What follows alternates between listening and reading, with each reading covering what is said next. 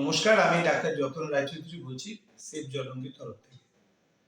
আহ, আপনারা জানেন যে জলঙ্গি নদী হচ্ছে আমাদের নদিয়া মুর্শিদাবাদের লাইফ লাইন। এই জনপদের সমস্ত মানুষ এই জলঙ্গি নদীতেই স্নান করে, গৃহস্থালির কাজ করে, সেচের কাজ করেই কিন্তু আমরা বড় হয়েছে। কিন্তু আজ আমরা দেখতে পাচ্ছি যে জলঙ্গি নদী উৎস থেকে বিচ্ছিন্ন হয়ে কিছুটা বর্ষার জলে, কিছুটা ভৈরবের জলে পুষ্ট হয়ে কোনো রকমে টিকে রয়েছে এবং তার নাব্যতা কমেছে, কচুরিপানায় আবদ্ধ হয়েছে। এছাড়া আমাদের নিজস্ব আগ্রাসে কোথাও এর উপরে রাস্তা তৈরি হয়েছে, কোথাও বাঁধাল তৈরি হয়েছে, কোথাও কোমর তৈরি হয়েছে, বাধাপ্রাপ্ত হয়েছে। এর দুপাশের মাটি অবৈধভাবে এবং ব্যাপকভাবে কেটে তার গতিপথকে নষ্ট করা হয়েছে। এছাড়া আমাদের দেখেছি পুরো এই জনপদের বিভিন্ন এলাকায় এটাকে প্রায় ডাস্টবিনের মতোই ব্যবহার করে সমস্ত এলাকার নর্দমা এবং সমস্ত নিকাশি নালা সবই নদীতেই ফেলা হয়। প্লাস্টিক যে যত আছে আবর্জনা সবই নদীতেই ডাম্প করা হয়। সরকারি উদ্যোগে রেলের ব্রিজ, রাস্তার ব্রিজ হওয়ার পরে সেই মাটিগুলোকেও তোলা হয় না। সব মিলিয়ে এখন নদী প্রায় জলশূন্য এবং মূলত সেটা প্রায় দুর্গন্ধযুক্ত এবং কালো। সেটা মাছের পক্ষেও খুব একটা উপকারী নয়। বর্ষায় কিছুটা জল বাড়ে বটে, কিন্তু তখন আবার সুতি নদীর পচা জল এসে এই নদীতে মিশে ব্যাপক হারে মাছের মৃত্যু ঘটে।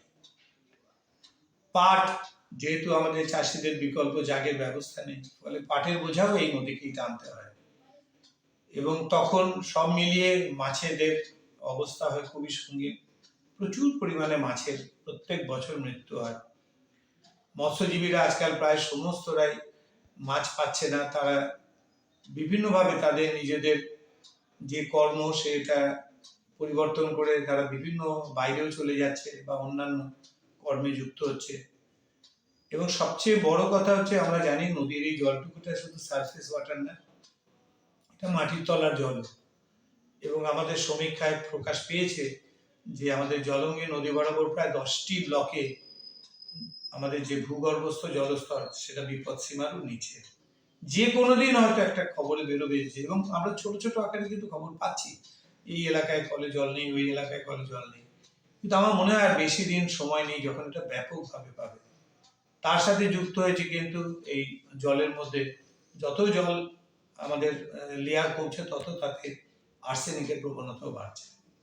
তো যাই হোক, এই নদী বাঁচানোটা আমাদের এই মুহূর্তে একটা সবচেয়ে বড় এবং সবচেয়ে দরকারি প্রয়োজনীয় কথা। নদীর কোনো ভাষা নেই, নদী তার বেদনার কথা জানাতে পারে না, কিন্তু নদীর বেদনা তো নদীর নয়, এটা ঘুরিয়ে বলতে গেলে আমাদেরই পরবর্তী যে প্রজন্ম, তাদের সামনে নদী আর জল বলে কিছু থাকছে না। তো আসুন সবাই মিলে আমরা বিগত 4 বছর ধরে বিভিন্ন সংগঠন, সেফ জলঙ্গি সংগঠন, তারা চাইছে, চেষ্টা করছে প্রশাসনিকভাবে, রাজনৈতিকভাবে এবং বিভিন্ন স্তরে বিভিন্ন কর্মসূচি নিয়ে আমরা এগিয়ে চলেছি, মানুষের দৃষ্টি আকর্ষণ করছি। আমরা এমনকি district magistrate, chief minister, prime minister পর্যন্ত স্কুলের ছেলেরা চিঠি লিখে আমরা বিভিন্ন স্তরে আমাদের সমস্ত দাবি দাওয়া পাঠিয়ে বিভিন্নভাবে আমরা চেষ্টা করছি। তো সেই রকমই আর একটা প্রচেষ্টা আমরা আগামী 2রা থেকে 8ই জানুয়ারি 2024 অর্থাৎ সামনের জানুয়ারি মাসে করতে চলেছি, একটা ঐতিহাসিক পদযাত্রা। এই ঐতিহাসিক পদযাত্রা কোনো একক সংগঠনের নয়। দ্য গ্রিন ওয়াক এবং বিজ্ঞান অন্বেষক পত্রিকা তারাও এগিয়ে এসছে, আমরাও তাদের সঙ্গে হাত মিলিয়েছি। এছাড়া প্রত্যেকটা জনপদের সামাজিক এবং পরিবেশ সংগঠনগুলো তারা তাদের মতো করে তাদের এলাকার যত রকমের সমস্যা আছে সেগুলো তুলে ধরে এই পদযাত্রার মাধ্যমে তারা রাজনৈতিক এবং প্রশাসনিক স্তরে সচেতনতা এবং দাবি দাওয়া পেশের একটা ব্যবস্থা আমরা করছি। এই পদযাত্রাটা শুরু হবে হচ্ছে, আমরা জানি প্রায়, যেটা আমাদের জলঙ্গির সঙ্গে ভৈরবের সঙ্গমস্থল চর মুক্তারপুর থেকে প্রথম দিন আমরা আসবো, অর্থাৎ 2 তারিখে নাজিরপুরে। 3 তারিখে আমরা নাজিরপুর থেকে কানাইনগর ঘাট পেরিয়ে রাধানগর হয়ে পলাশীপাড়া আসবো, যেটা 3 তারিখে। পরের দিন আমরা পলাশীপাড়া থেকে তেহট্ট হয়ে চাঁদের ঘাটের দিকে যাব। চতুর্থ দিন আমরা চাঁদের ঘাট থেকে বড় আন্দুলিয়া হয়ে আবার সুখসাগরে যাব। আমরা কখনো নদীর এপার কখনো নদীর ওপার বিভিন্ন ঘাট এবং জনপদকে আমরা স্পর্শ করতে করতে যাব। সুখসাগর থেকে পরের দিন চাপড়া হয়ে পুকুরিয়া যাওয়া হবে। পুকুরিয়া থেকে আমরা পরের দিন কৃষ্ণনগর, অর্থাৎ 7 তারিখে আমরা কৃষ্ণনগর আসবো এবং অন্তিম দিন অর্থাৎ অষ্টম দিন সেটা হচ্ছে আমাদের কৃষ্ণনগর থেকে স্বরূপগঞ্জ ঘাট, যেটা হচ্ছে জলঙ্গি নদীর সাথে ভাগীরথীর যে মোহনা সঙ্গমস্থল স্বরূপগঞ্জের ঘাট, সেখানে গিয়ে আমাদের এই কর্মসূচির পরিসমাপ্তি হবে। এই কর্মসূচিতে সমস্ত স্তরের ক্লাব, বারোয়ারি, সামাজিক পরিবেশ সংগঠনকে আমরা আহ্বান জানিয়েছি। অনেক স্থানীয় স্তরের পরিবেশ সংগঠন এবং সামাজিক সংগঠন তারা অলরেডি এগিয়ে এসেছেন এবং তারা এই কর্মসূচিতে যোগদান করবেন। আমরা চাইবো যে এলাকার স্কুল কলেজের ছাত্রছাত্রী সহ চাষি, জেলে, সাধারণ মানুষ, সমস্ত স্তরের মানুষ এই কর্মসূচি যোগদান করুন, আওয়াজ তুলুন, মানুষকে আরো বেশি করে নদী বাঁচানোর সচেতনতা বাড়ান এবং সবাই মিলে আগের দিনে যাতে আবেদন করতে পারে। সামনের দিনে আমরা জানি ভোট একটা বড় আমাদের অধিকার, আমাদের জানি সামনে আমাদের আবার একটা ভোট আসতে চলেছে।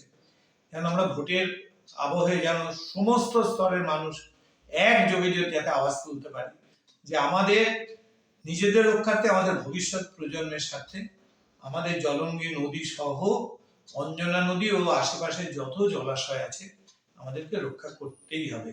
আমাদের এই ঐতিহাসিক পদযাত্রা হোক আমাদের এই দাবি দাওয়া পেশের একটা বড় স্লোগান।